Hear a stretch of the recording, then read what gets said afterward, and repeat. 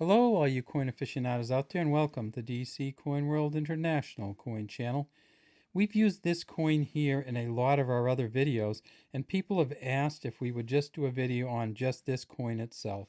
It is the 1967 half penny coin, and it is the just a beautiful coin when you look at it. You can see that it is bronze, and this one is close to uncirculated condition, and it just has a real shine. It's just a beautiful coin all in all.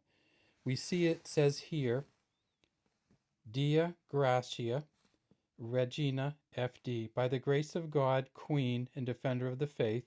There's a cross up here, and then it says Elizabeth II, and there's two dots here. And we have they call it the Young Laureate bust of Queen Elizabeth II facing right, and it's the Mary Gillick portrait engraving, and it's just a beautiful engraving. And you can see the laurel wreath kind of going up, and you can see the ribbon flowing out the back. We see that this has a beaded outer rim, or inner part of the outer rim.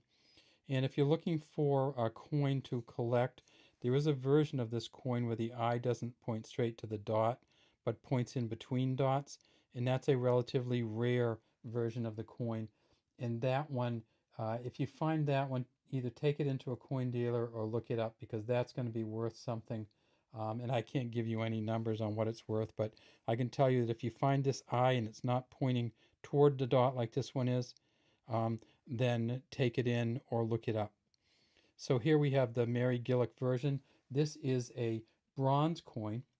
It is 5.7 grams.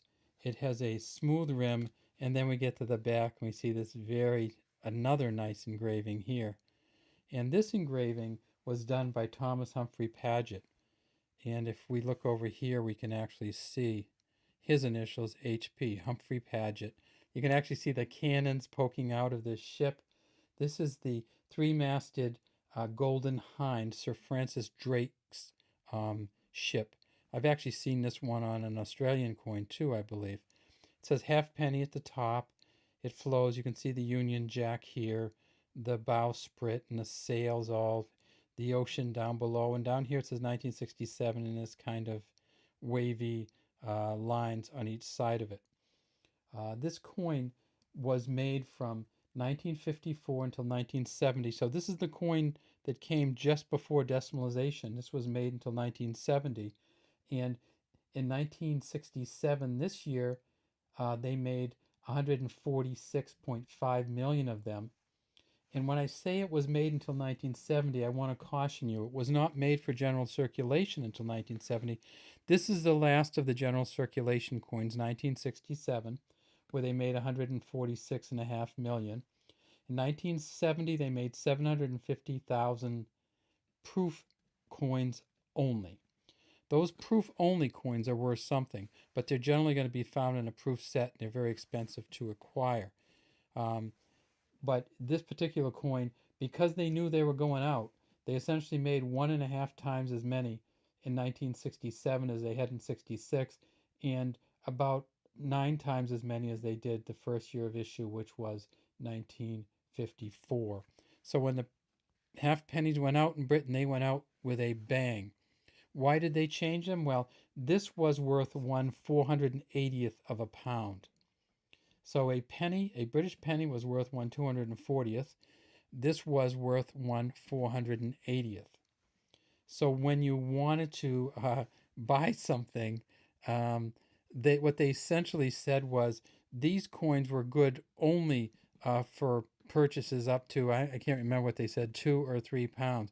You couldn't go into a store and give somebody 10,000 of these, because they would not have to accept them. They could make you give them either paper money or pound, well, these days it would be pound coins, but paper money back then. They didn't have to accept these half pennies, I believe, in denominations over $3. But one of our viewers, if you want to put that in the comment section, I'd love to hear exactly what the denomination was. So instead of 480 of these to the pound, they changed it to new pence in 1971.